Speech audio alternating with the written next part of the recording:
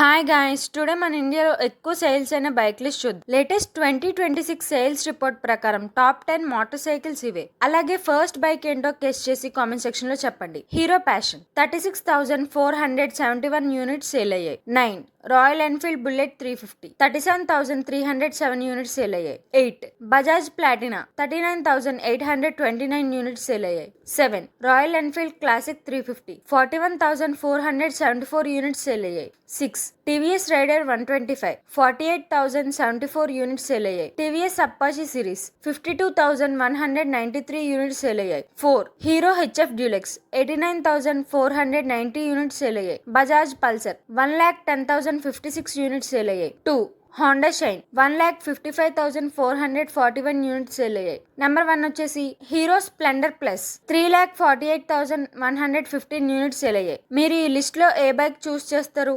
Comment చేయండి.